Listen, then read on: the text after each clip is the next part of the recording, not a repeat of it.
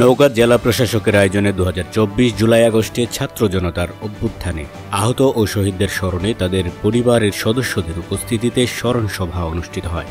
উক্ত সভায় বক্তব্য রাখেন জেলা প্রশাসক Mohammad Abdul Awal, civil surgeon Nurul Islam, major Mahmud, অতিরিক্ত পুলিশ সুপার ফারজানা ইসলাম ও নওগাঁ জেলার 11টি উপজেলার নির্বাহী অফিসার। আরও উপস্থিত ছিলেন বৈষম্য বিরোধী ছাত্র আন্দোলনের সময় নেতৃত্ব দেওয়া সমন্বয়ক রিয়াদুস সালেহীন, আন্দোলনে আহত হওয়া নাহিদ হাসান ও শহীদ শারবনের ভাই মুস্তাফিজুর রহমান।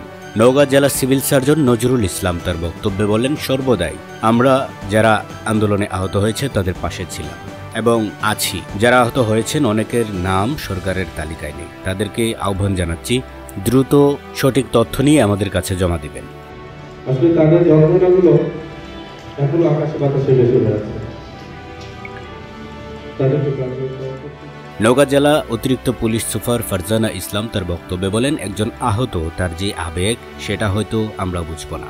তার যে কষ্ট, প্রতিটা মিনিট, প্রতিটা সেকেন্ড, তার সাথে তার পরিবারও সেই কষ্ট ভোগ করতে হচ্ছে। আমাদেরও পরিবার আছে, আমরাও সাধারণ মানুষ, তাই কষ্টটা কিছুটা হলেও আমরা বুঝি। আমাদের এমন কিছু করে দেওয়া উচিত যাতে আন্দোলনে যারা আহত হয়েছে তাদের ভবিষ্যৎ ভালো হয়, তারা যেন ভবিষ্যতে পরিবার নিয়ে সুখে শান্তিতে জীবনযাপন করতে পারে।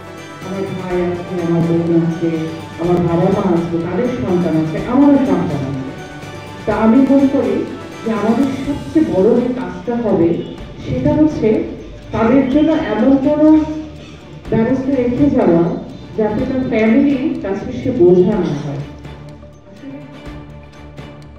নওগাঁ জেলা প্রশাসক মোহাম্মদ আব্দুল আউয়াল তার বক্তব্যে বলেন, আমরা আজকে ওয়াদা করছি সবসময় যে কোনো প্রয়োজনে যে কোনো পরিস্থিতিতে আপনাদের পাশে থাকব এবং এই আন্দোলনে যারা আহত হয়েছেন সেই আহত যোদ্ধা ও যোদ্ধাদের পরিবার সহ সবার প্রতি কৃতজ্ঞতা প্রকাশ করছি। শহীদ আবু সাইদ, ওয়াসিম, মুগ্ধ সহ অনেকেই শহীদ হয়েছেন। তারা কোনো ব্যক্তি ছিলেন না, তারা ছিলেন আমাদের আশার প্রতীক। 2024 জুলাই এটা কোনো ব্যক্তির আন্দোলন ছিল না, এটা ছিল প্রত্যেকটা শ্রেণী পেশার মানুষের আন্দোলন। পাশাপাশি পুরো জাতির আর্তনাদ ছিল ফ্যাসিস্টদের হাত থেকে মুক্তি পাওয়ার। আমাদের মনে করিয়ে দেয় আহতদের আর্তনাদ, আত্মত্যাগ এবং বৈষম্যহীন একটি বাংলাদেশ গড়তে তাদের অবদান আমরা ভুলে গেলে চলবে না। এই শহীদের আত্মত্যাগ সবার হৃদয়ে ধারণ করে বৈষম্যহীন একটি বাংলাদেশ গড়তে সবাইকে এগিয়ে আসতে হবে।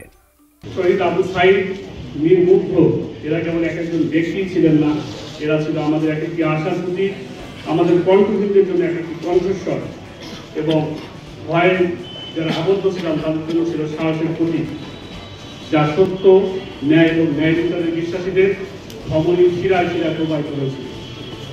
2024 সালের জুলাইয়ে ছাত্র আন্দোলন ছিল পরিবর্তনের জন্য জরুরি আর্তনাদ। এটি একটি জাতির প্রকৃতির কোণ থেকে একটা আর্তনাদ ছিল, যা বৈষম্যহীন সমাজের জন্য, বৈষম্যহীন শিক্ষার জন্য, সুযোগের ক্ষমতার জন্য, স্বচ্ছতার জন্য এবং মানবিক মর্যাদার সম্মানের জন্য, সর্বোপরি এই জাতির ভবিষ্যৎকে সমুন্নত রাখার জন্য। এই শহীদদের মৃত্যু এবং আহতদের আকুতি আমাদের মনে করিয়ে দেয় একটি শোষণ এবং বৈষম্য মুক্ত বাংলাদেশের জন্য আমাদের দায়িত্ববোধের কথা, আমাদের সংকল্পের কথা, যা আমরা 15 আগস্টের শহীদ এবং আহতদের কাছে প্রতিজ্ঞা করছি। এই আন্দোলনের শহীদরা আমাদের শক্তিশালী বার্তা রেখে গেছেন। বড় প্রতিকূলতার মধ্যেও তারা আমাদেরকে ন্যায়ের পক্ষে দাঁড়ানোর যে অপার শক্তি দেখিয়েছেন। তাদের আত্মত্যাগে তারা স্পষ্ট করে দিয়েছেন যে ন্যায় বিচারের জন্য লড়াই একটি বৈষম্যহীন জীবনের জন্য লড়াই, প্রতিটি ব্যক্তির অধিকারের জন্য লড়াই ইতিহাসের একটি সামগ্রিক মুহূর্ত এটি নয়, বরং এটি চলমান প্রক্রিয়া যা আমাদের প্রত্যেককে দায়বদ্ধতা থেকে মুক্তি নিতে হবে। পরে জুলাই আগস্টে অভ্যুত্থানে আহত ও শহীদদের স্মরণে তাদের পরিবারের সদস্যদের উপস্থিতিতে তাদের স্মরণে বিশেষ মোনাজাত ও দোয়ার মাধ্যমে অনুষ্ঠান শেষ হয়। আমাদের সবাইকে রব্বুল আলামিন নিহতদের স্মরণে